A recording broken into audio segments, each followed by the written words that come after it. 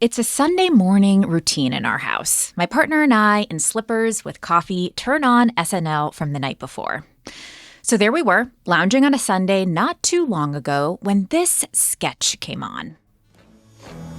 We are bald men, and that is that. On a first date, I typically wear a hat. We are bald, and there's nothing for you to fear. It's just a coincidence that 30 of us are here. Amid laughter, there was a silent acknowledgement that this SNL skit was hitting home. As my partner's bald spot has emerged, so too have our hidden biases around baldness. When I'm sitting behind him, giving him a shoulder rub, he says, "Don't look at my bald spot." When he's mindlessly playing with his hair, I say, "Don't make your bald spot worse." We're a progressive-minded couple with a healthy skepticism about beauty standards. So what is this all about? Have we failed to fully interrogate this particular body ideal? Are we just existentially afraid of aging? It is time to find out where these feelings and fears of baldness come from. This is Embodied. I'm Anita Rao. It's natural for people of all genders to experience hair loss throughout their lifetime. But today, we're talking about the specific and distinct experiences of balding men. According to the American Hair Loss Association, over 60% of American men notice thinning hair by 35, and that percentage creeps into the 80s at age 50. Those are the facts, but what about the feelings? To start our investigation into the driving forces that shape how men feel about their baldness and how other people perceive them, I'd like to introduce E. Patrick Johnson. Decades ago, he was one of the first scholars to really bring Blackness and queerness into conversation within academic spaces. And he has brought this intersectional lens to baldness as well. E. Patrick is the Dean of the School of Communication and the Annenberg University Professor at Northwestern University. E. Patrick, welcome to Embodied. It's great to be here. So because this is radio and nobody can see you, I have to state the obvious and say that you are in fact bald. I am. When and how did the first inklings of your future as a bald person emerge? It's so interesting because when I was young, I had a mane full of hair. I mean, big, big hair. And I loved my hair, and I even had, I don't know if listeners would remember that trend in the 80s called the rat tail. Oh, yes. Oh, yes. Yes, I even had a rat tail. But when I turned 27, I started to notice my hair thinning. And because I had so much hair, I didn't think much of it. But by the time I was 30, it was noticeably thinner. And I started cropping my hair, keeping it cut really short. And then by the time I'm 31, 32, as the kids say, it was a wrap. Well, so was going bald something that you predicted happening to you at some age based on family cues? Like, did you see this in your future? I did not. And it's, I'm the youngest of 7 children, and there were 5 older brothers, and only one had gone bald. So I didn't really think that it would happen to me, and it eventually caught up to them as well. But because I had hair, I had so much hair, and then I didn't. So you had this big hair. It was something that was kind of a big part of your identity. When you first started balding and started noticing that thinning hair, what were the feelings that you remember associating with that change? Initially, it was a feeling of loss because I didn't think that I could do anything about it. And I certainly wasn't going to wear hair pieces and all the things that some men decide to do when they start losing their hair.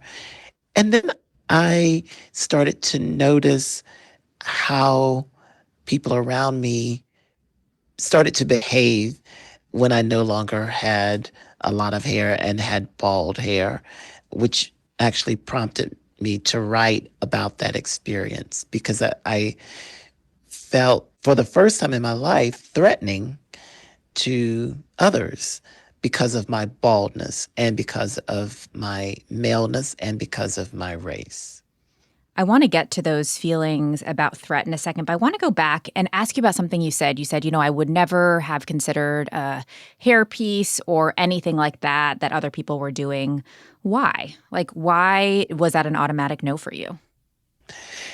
I think it's because I never felt that the men that I saw wearing, you know, what we call rugs, they looked fake. Mm. You could see if you were viewing some man who was wearing a toupee or wearing a wig, you could really tell that it was a wig or a toupee. And I just thought that is not authentically who I am. And so it was never an option for me to buy a hairpiece. So it almost And I, exaggerated the baldness when you saw that. yes, and I also will say that at the time, this was in the 90s, the technology for hair pieces was not as sophisticated as it is now. Today, I mean, there are some men who are like totally bald who get hair pieces, and particularly African American men, you cannot tell that they are bald because the technology is much more sophisticated where the piece is glued to the scalp, and because most men still grow hair around the edges, they can get a fade on the side that then gradually is blended in with the piece that is glued to the scalp where you really can't tell. But back in the 90s, that technology did not exist. And for African American men in particular, there was a spray on solution that also looked terrible. Oh my And gosh. if it got wet, it was dripping down people's face. It was horrible. So that was a hard no for me. So it was clear to you, okay, hard no, I'm going to shave. Was that decision in that day dramatic? Was there like a scene in the bathroom, montage, head shaving, or is there a memory you even associate with like the decision to commit to a shaved head? No, I mean, besides that initial realization that, my hair is not coming back, I felt kind of sad. But after that, I began to embrace it. And again, we can talk about this in a little bit, but I also, in some ways, it made me feel more masculine to be bald and more attractive in certain ways. At the same time that, as I said before, I began to experience feeling threatening. So it was a whole mix of emotions that came with losing my hair. Okay, so let's get into that tension that you are introducing, these internal feelings and ways that you're seeing yourself kind of juxtaposed with the way that you're noticing that other people are reading you. What are some of the ways that you noticed other people observing you? Were there like implicit things that were being said to you, or was it more an explicit message that you got?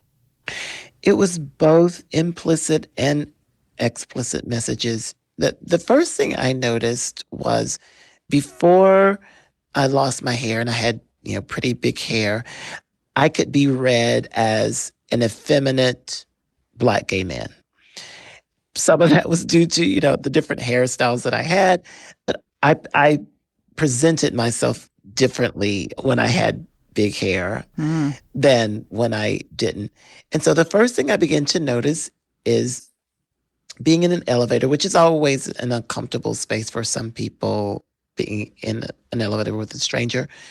People, particularly white women, standing further in the corner away from me. I also noticed walking down the street, people, again, mostly white women, but not always, moving to the other side of the sidewalk, clutching their purses tightly when I walked by. And again, I had never experienced that when I had a lot of hair. Hmm. And then I started reading biographies and memoirs about that experience by other men. And something clicked as, oh, this is what's happening.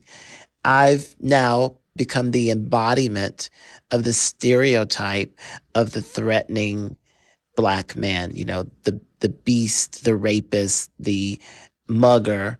I've now become the embodiment of that.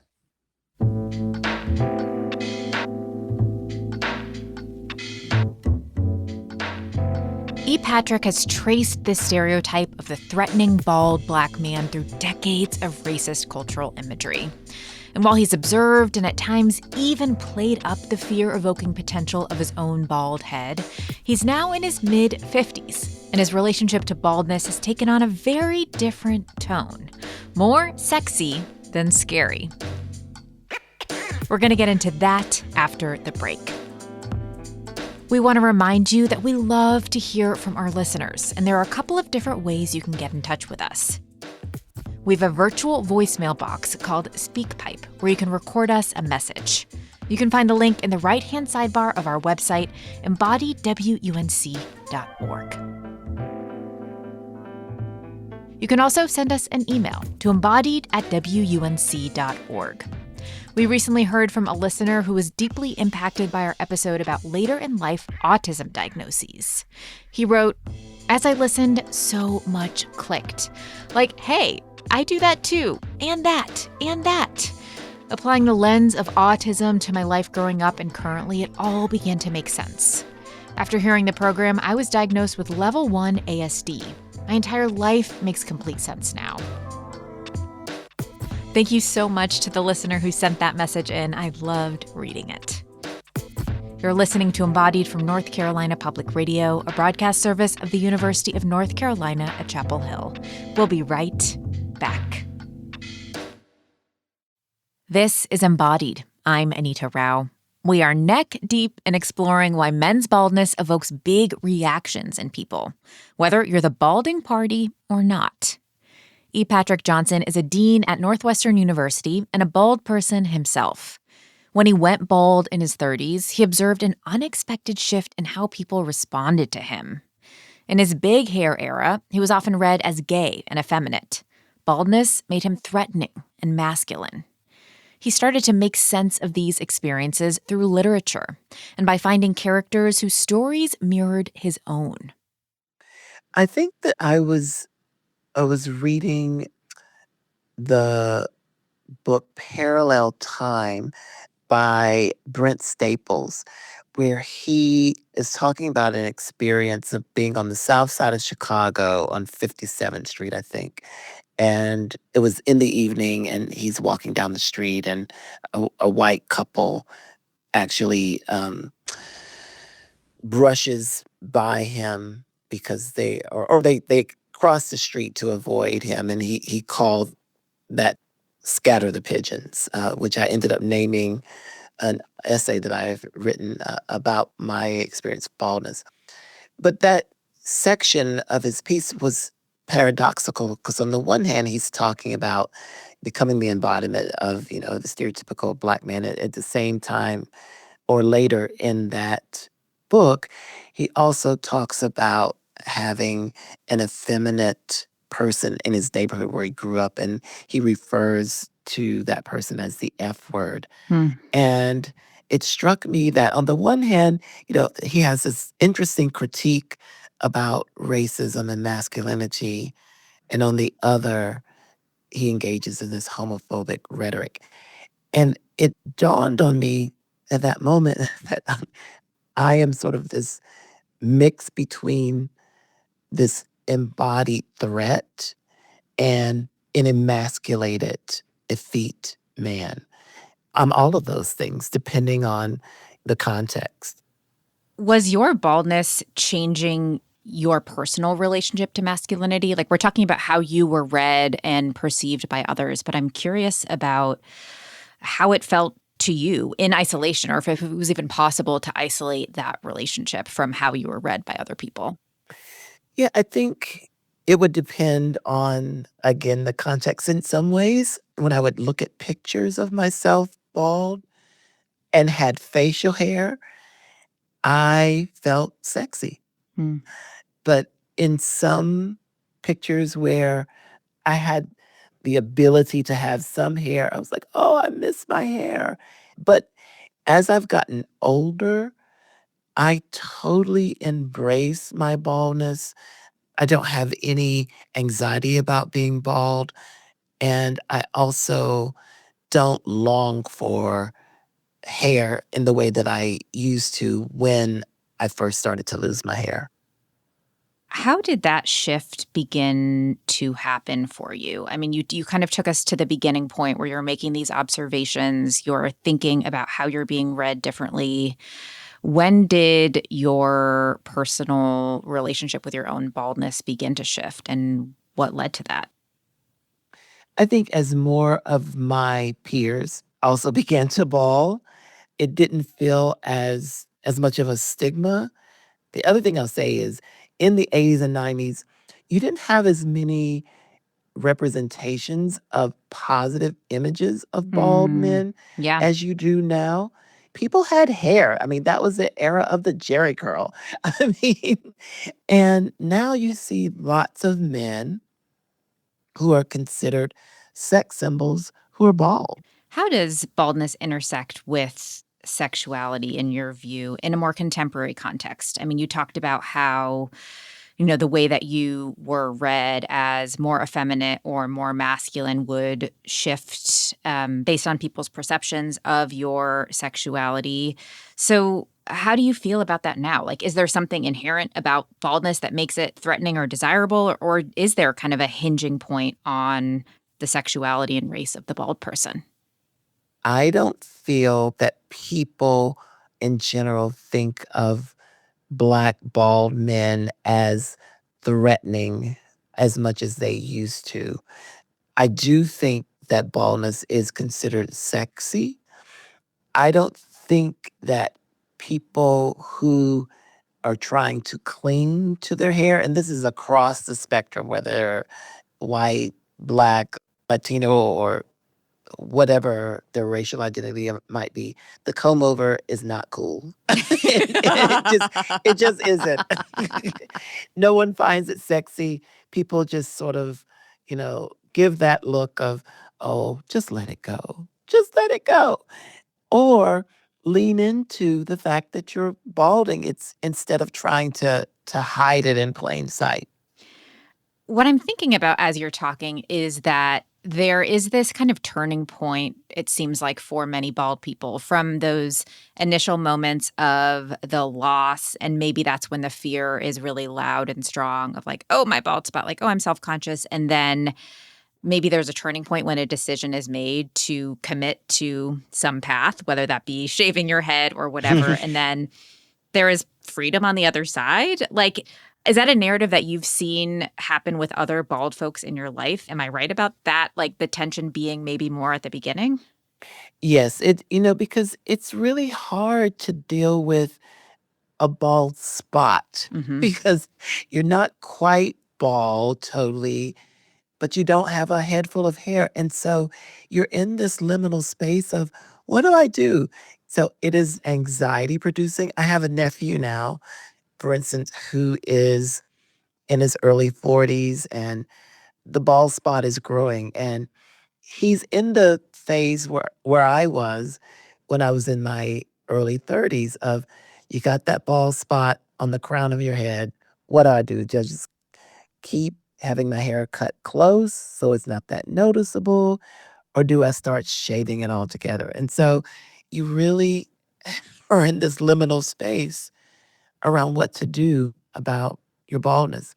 And he is lucky, and I was lucky that our bald spots happen in the crown where it's a little more manageable. But for those people who have receding hairlines, oh my goodness, that's the worst. Because when you go to the barber, they have to get really creative about how to give you your hairline because it's starting so far back on your forehead that it's just impossible. I want to end with reflecting on this idea of performing baldness. It's something that you wrote about in the essay that you have referred to. You are a performer. You inhabit other personalities and stories a lot. I'm curious about how you think about baldness as a part of performing identity in your life now. Like, is it something that you are performing, or is it just something that's part of who you are? I think both, but unlike before, when I noticed people's reactions to me when I first became bald, I would use it to my advantage and play it up and, lean into the fact that people were afraid of me. And that was my own way of resisting the kind of racist reception I was getting. As I've gotten older, though, I don't really perform my baldness in that way. My performing baldness is more about embracing my age, if that makes sense. I'm now more than middle age, and I now perform baldness as a kind of, I was going to say father figure, but that's not quite right, but as a seasoned human being, Hmm. so that I am the wise one in the room. And my baldness helps support that I am of a certain age and I've had certain experiences and I have certain life knowledge that are reflected in the fact that I'm bald. I love all of those reflections. E. Patrick, what a wonderful conversation. Thank you so much. Thank you. It was my pleasure. After this conversation with E. Patrick, a new question started to emerge for me. When and how often are the dominant cultural narratives around male baldness at odds with how bald men see themselves? Our embodied producer, Kaya, went out to investigate this with a small focus group of our WUNC colleagues.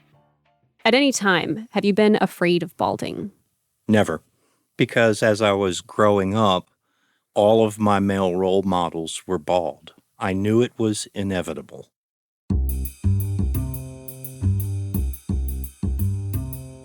It is a scorched earth policy on the top of my head. There's not much that happens there anymore.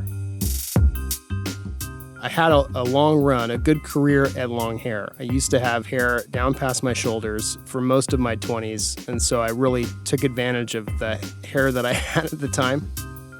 I was never afraid of balding. I knew it was going to happen, never really had any negative feelings about it at all. I think the best part about being bald is the low maintenance. I don't have to go to a barber, I don't have to go to a hairdresser. I just wear a lot of ball caps. As the story goes, it follows your mother's father. My grandfather on my mom's side died when he was 93 with a full head of hair. My dad, of course, had the male pattern baldness. He sported a terrible comb-over. So, I never thought it was going to happen to me. I'd always had a cowlick on the back of my head where it was a little bald there. And then one of my coworkers at one point, and she's like, "You've got a bald spot going on back there." I'm like, "No, it's just my cowlick." And she's like, "No, I don't think it's a cowlick."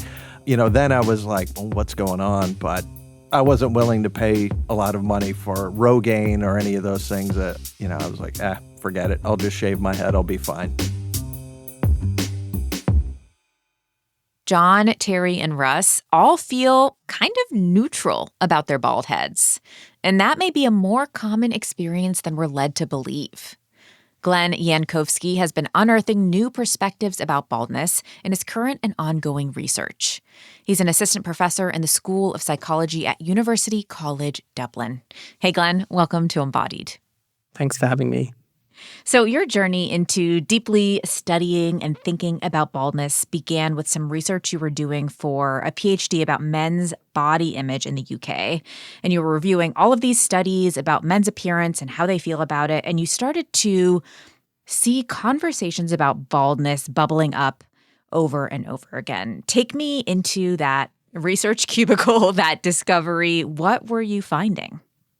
That's right. My PhD was between 2012 and 2015, and I was reviewing the research on baldness, which is an important area of men's appearance that can be a site of dissatisfaction. And I kept noticing it was the same kind of methodology being used across studies. And it wasn't a very good methodology. It was market research, which we don't tend to use in academic work. And then I also saw that it was commercially influenced. So it was funded Mm. by companies. So you're saying that the research that was supporting ideas that baldness is distressing was being done by companies that were trying to sell anti-baldness products. Absolutely. And it was being done through psychology colleagues, people that I knew in my field.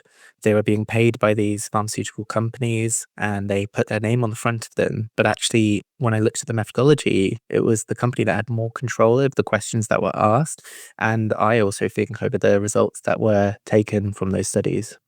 So you're a psychologist. You have looked at other studies before. Is this like a distinct phenomenon? Did this stick out to you as like, yikes, I can't believe this is happening? We don't routinely learn and teach psychology as a discipline that's commercially influenced Yeah. or that is societally influenced, even.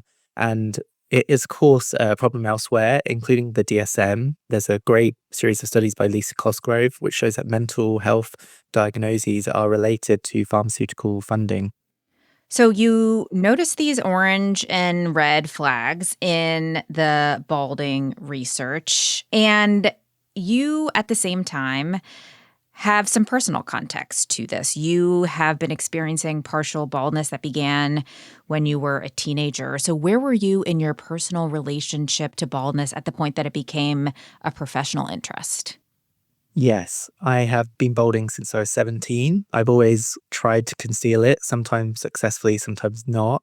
And my personal relationship to baldness is quite different from my professional relationship to baldness. I like to joke that, like a parent, do as I say, not as I do. And yeah, I don't necessarily have the best response to my personal baldness, but my research and take home messages, I think, are worthy of listening to. Well, so did you feel any sense of betrayal then when you were finding that, these claims of distress that maybe mirrored your distress were being promoted and magnified by people who had other interests in mind? Yeah, completely. It's very frustrating when you take the time to find research or an objective forum or social media page and you expect it to be objective and then you find actually, hang on, this is actually an advert disguised in these ways because that's not what we're going for research for. We want the truth, we want evidence. So I did feel frustrated. So help us understand kind of how we got to this point where there are products for anti-baldness. There is this commercially backed research because before then, you argue that baldness was actually for a lot of human history seen as pretty mundane. Is that right?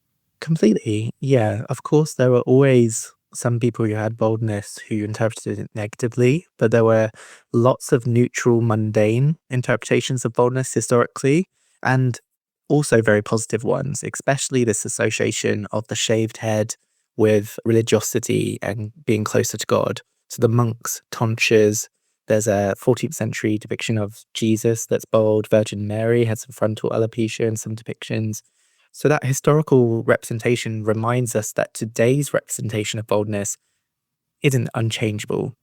So to get from that to today, there were some pretty significant shifts in the 20th century. And one of those was the medicalization of baldness. So talk to me a bit about that and how we became to conceptualize baldness as a disease. Yeah, medicalization refers to the transformation of normal bodily processes or aspects into diseases, often for commercial profits. Some of the first studies around baldness were by a researcher called Hamilton, and he actually studied castrated male inmates of an American asylum and noticed that their twin brothers, when they had twins, one would be balding, one wouldn't, and he linked this to the castration and a depleted role of testosterone that those men had. He very controversially injected some of those men with testosterone and then documented the occurrence of baldness if they also had it Wow. in their family. And this uncovered the genetic hormonal links of baldness, but it also helped produce it as a medical condition rather than a normal bodily aspect. As you noticed at the start of the program, most men will go bald, many women too. So actually it's the norm, not the disease state that we portray it as today. So, this physician that was trying to understand the links between hormones and baldness was doing these studies. There are some links, there are genetic links to baldness, but most of the time, baldness is not medically problematic, right? Exactly. And as Conrad points out, a medicalization researcher, there are other aspects of our bodies that are hormonally and genetically influenced, like eye color, but we wouldn't say that that was a disease. So, who kind of stood to gain by making baldness a disease state and something that people perceived as like a problem to be fixed? So, really significantly, it would be companies. Of course, for a long time, one of the key popular forms of snake oil has been anti-baldness products. But it was only in the 20th century that these products could gain more popularity and legitimacy by this research suggesting baldness was genetically, hormonally caused, and therefore these products weren't snake oil, but they were actually treatments.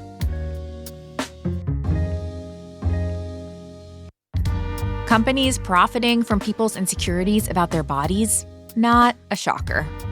But what is striking in the history of anti-baldness products is how they did it and how strongly these ideas about baldness have taken hold.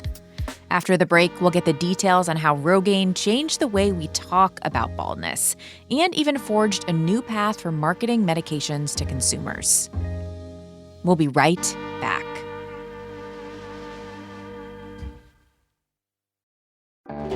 It's easy to know you want to make a change in your life, but it is hard to actually do it. How to Be a Better Human from TED is a podcast for when self-help feels too daunting or just not for you. I'm Chris Duffy, the host of How to Be a Better Human, and trust me, I do not have it all figured out. But join me as I talk to experts about actually attainable ways we can try to improve our lives. Whether it's facing fears, setting boundaries, cleaning your house, or all sorts of other topics. Find How to Be a Better Human wherever you get your podcasts. This is Embodied. I'm Anita Rao. Today, we're talking about the forces that have shaped cultural narratives around male baldness, including the idea that baldness is something to be feared. We're undertaking this investigative mission with researcher Glenn Yankowski, and we've reached the part where pharmaceutical companies are about to experiment with a new method of product promotion that will shape not only how men think about their baldness, but the future of pharma advertising. Rogaine was actually the first direct-to-consumer product promoted from a pharmaceutical company, which meant instead of going through doctors, the company individually targeted men through adverts. And often those adverts would associate baldness with a very, very bleak future, an unlovable future, an unemployed future, a depressed future, and only their product being there to save them from that future. Well, so you said that it was the first pharmaceutical drug to be advertised in a direct-to-consumer way. So we're so used to that now, like watching TV and seeing ads for medication. But Rogaine was the first, so that must have really made a significant impact on people. It really did. And there was analysis at the time that showed that they spent more promoting that product than on any other product that they had. And journalists, unfortunately, weren't very critical about that promotion. They could receive a press release from the company, believe that baldness was, something that readers could relate to, and then just unfortunately reiterate some of those press release points that then fed into this idea that it must be treated and it is a disease. So you mentioned that you have used anti-baldness products on and off throughout your life. As you began to dig into the research and the fine print around these products, what stuck out to you as either in line with or contradictory with your own experience using these products? Yeah, and I used those products for a very long time from a young age, 17, 18, 19. And I'm relatively nerdy. I was trying to read up about them at the time. Yeah. But I remember being overwhelmed by the sort of level of information the companies would put out about it. Now that I'm a researcher, I know what meta-analyses are, I know what systematic reviews are, and they gather lots of evidence and synthesize it. So they're great to look at. And there are two great ones on anti-baldness products that show the efficacy is quite limited. Then the hair regrowth amount isn't considered normally cosmetically meaningful. Between 8 and 15 hair follicles in 1 centimeter of scalp is considered for most baldness products be the maximum hair regrowth. In 1 centimeter of scalp, most people have 120 hair follicles. So Oh. the success is very limited, and especially with, unfortunately, finasteride, there's risks of harms seem to be quite high. So in my work, I say that for so little success, the risks are really quite high on these. There's also, I remember my partner and I in like a very early conversation about baldness looked into this. And once you stop using the products, all of the effects go away. So once you start using them, you're kind of signed up for life. Is that right? Right. And they are inconveniences. Rogaine is often required twice a day. It's a sticky foam. And not only are they slightly inconvenient, but they're also potentially a risk to your health. Really, they should be taken with medical monitoring, but most men don't have time for that. So you mentioned that these advertisements kind of project this sad future, this bleak future. Were they targeting all men equally? Did the messages change based on race? Yes, absolutely. They were targeting, in particular, during the 20th century, white and richer men. And some of these companies and studies are very explicit about it, where they only research countries that have people with enough income to buy their products. And this kind of tied in with an earlier 20th century kind of movement, eugenics, which is this idea of, the white race is morally and physically superior, and some claims by eugenicists that baldness was a evidence of white men's ultimate evolutionary superiority. Our brains were so big, they pushed out hair follicles. Oh my gosh. And that kind of coalesced to really say that baldness was a white male trait, which of course isn't true. And the racism is really explicit in that.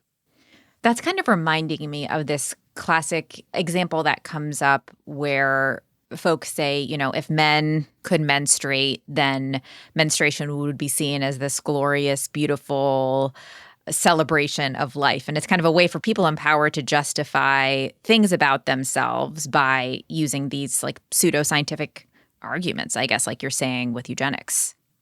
Yeah, completely. And unfortunately today, with good intentions, people want to associate baldness with positive characteristics because it's so negatively represented. But sometimes that has consequences. So there is an association with baldness with ultimate masculinity, with authority, with intelligence. And that can actually end up isolating some groups of bald men, like gay bald men or women who go bald or other people of color who go bald, because it's these tie into stereotypes about masculinity being aspirational, or that intelligence is limited or linked to white people. So you're saying kind of that in order to own and be culturally kind of accepted in your baldness, you have to brand it almost and make it a part of your masculinity. Is that right? Yeah, it's resistance to these stereotypes often involves creating positive stereotypes. But unfortunately, those are still stereotypes and they're still inaccurate. So bald men and haired men are as intelligent as each other, are as masculine as each other. And if we look at masculinity, really, it's kind of I think, not very useful analytical tool that just kind of separates men from women in a way that says femininity is less valuable than masculinity, in my view. So we've been kind of setting up this big shift in thinking around baldness as something that is more neutral, to something to be feared, and that some of this fear has been exaggerated to sell anti-baldness products. But it kind of brings me to the question of how many people actually fear it. Like, is the idea that most men fear baldness true? It's a great question. There are systematic reviews on this that gather all evidence to give a more definitive answer. Yes, some men experience distress, but many balding men do not. Many balding men accept it over time and also find positives from it. And overall, if we synthesize the status together, baldness is a moderately distressing condition, not a severely distressing one. How did learning about this shape your own feelings about baldness? Did it reduce any distress that you do or have felt? Yeah, it really did. It was a great reminder that most bald men are sort of the silenced majority in the research, in the forums, in the adverts. They accept it. And that, of course, creates solidarity for me. But, eventually I will be there as well. Sometimes I feel like I'm not, you know, as mature as my colleagues or other bald men in my own response to it. And I work with other bald male researchers who are bald themselves. And in the club that we have, we joke that, the first rule of the club is not to talk about Glenn's hair. So I'm not there yet. Wait, so you're part of a club of other bald researchers? Yeah, we collaborate I love often. this. Yeah, and they mock my sensitivity around my head because they brave it and they're kind of brilliant for it. And we research baldness together, and of course we experience it together. I love this. I see a documentary in your future. I want you to follow up on a thread that we were talking about with E. Patrick Johnson about representations in culture and literature of baldness and how those inform how we think about and view baldness. One of the really early observations we had as a team in putting together this show was how often villains in superhero movies are bald, and there are a lot of bald white villains in particular. I'm curious about the popular culture representations of baldness that stand out to you and how you think it plays into the bigger conversation. Yeah, so the stereotyping of villains as having unusual appearances, and baldness isn't unusual in the population, but it's considered unusual. It's lazy. Changing Faces is a great charity that talks about visible differences, including baldness and the villainy stereotype. And they point out it's harmful, and it just promotes this idea that looking unconventionally attractive is inherently means something wrong with the character. I think with the representation of white bald men being higher as villains, I think it's really important to always kind of take a global perspective and to factor in racism. And in my view, because black men and black women have their hair stereotyped so often as uncivilized and face real discrimination around their hair type, I feel that there's a floor effect where the representation for them can't get any worse.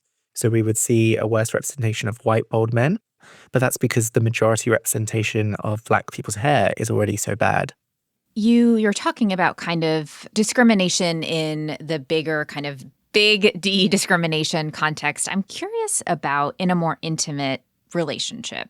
We've talked about this thread of baldness within romantic partnership, and I love how E. Patrick said he's really found the sensuality in his baldness, and it feels like a sexy thing for him. I'm curious about for you, like how does baldness shape the romantic sensibility that you have? Personally, I come to see bald men as certainly more attractive since I've done my research in a personal way. I believe they have a bit of a philosophical journey. And I believe if we look at the accounts of bald men, often they say they're less superficial in how they view others. So I see it as more of a positive on a personal level in my romantic life, for instance. And the claim that bald men are romantically discriminated against, that's not something I've ever experienced. Of course, I do conceal my baldness. And it's also something that I do critique in research because that claim often leads to this idea that women are superficial and they're responsible for men's pain and suffering. And I think that's so sad because when we look at it, women's appearance standards are quite brutal. And there should be solidarity across genders on this and against a shared kind of enemy, which I would say are cultural, commercial pressures around appearance. You mentioned that you do still conceal your baldness. What is your kind of current thinking and relationship to it yourself in this moment? In my work, I try and emphasize it's a tongue in cheek, but a vindication of the rights of bald men to their heads. Fair enough. Yeah. I want bald men to feel able, including myself, to do what they want with their heads, free from scrutiny. And that can include a comb over, it can include wigs, it can include shaving, it can include using products. And I'd love to take, honestly, scrutiny away from them onto the wider culture. But of course, I don't mind your question at all. I did raise it myself. I do use anti-baldness products. Hopefully one day I'll change on that. But do as I say, not as I do. So as you talk about this, there is obviously the cultural change piece of it, but there's also, it seems like, room for policy shifts and potentially more effective regulation and more informed research to shape how we think about baldness treatments. So talk to me about that. Like, what would you like to see in that more public policy realm that you think could shift the conversation? Yes, great. I would love to see healthcare generally less influenced commercially, and that includes dermatological or doctor's appointments where bald men are asking medical professionals about baldness. I'd love to see that interaction less commercially influenced. And we know, unfortunately, that doctors, dermatologists especially, can be on the payroll of pharmaceutical companies, and we need regulation. I'd love researchers to not be able to publish if it's commercially funded and biased, because I don't think that's research. I think it's an advert. And I'd also love bald men in general to have more informed consent when they're taking products. And that really means transparency around the side effects and also knowing about the bald men that accept it and live happily with it. I'd like to jump into narrator mode for just a second here, because there's a complexity to this conversation that I want to underscore. Knowing more about anti-baldness products and the research behind them may not change how you treat your baldness. Seeing more representation of non-villainous bald men may not make you less afraid of balding. Like many other aspects of body image, it has many competing thoughts and feelings at once. So while we shared earlier that many of our colleagues feel mostly neutral about baldness, that wasn't totally representative. There was actually one more interview that our producer Kaya did with our colleague Bob. Would you tell me if you are or have ever been afraid of balding? Yes. One day I was getting a haircut, and there was a new stylist, and at the end she goes, "And here's your bald spot," holding up the mirror to the back, and I said, "What? I've always had good hair." It was shocking. And it just looks so weird because it's sort of so flat and then the little dome of their scalp. And so it's just depressing. I guess it's something that comes with age. I mean, I'm 60, so do I wish I felt different about it? Yeah, I think so, but I don't know how. So for Bob and everyone who feels in a similar boat, this is Glenn's advice. It's common to fear it and to have concern. Partly that is because we are inundated with adverts that tell us that baldness is devastating.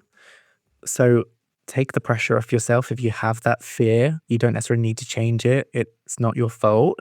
And if you can, try and read more objective accounts of baldness. Try and speak to potentially older bald men that you might know in your life. And you might find a solidarity and some hope with how mundane and sometimes positive the baldness experience can be if it doesn't feel it right now.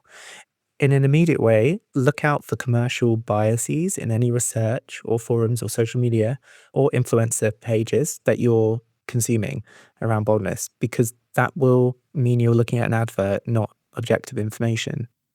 Glenn, thank you so much for today's conversation, for your research, and for sharing so much of yourself with us. I so appreciate it. Thank you. Pleasure. Thank you so much.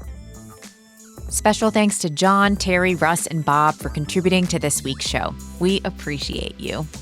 You can find out more about all of our guests at our website, embodywunc.org. You can find all episodes of Embodied the Radio Show there, and make sure you're subscribed to our weekly podcast. A great way to catch up on anything you've missed. Today's episode was produced by Kaya Finlay and edited by Amanda Magnus. Nina Scott is our intern, and Jenny Lawson is our technical director. This program is recorded at the American Tobacco Historic District. North Carolina Public Radio is a broadcast service of the University of North Carolina at Chapel Hill. I'm Anita Rao.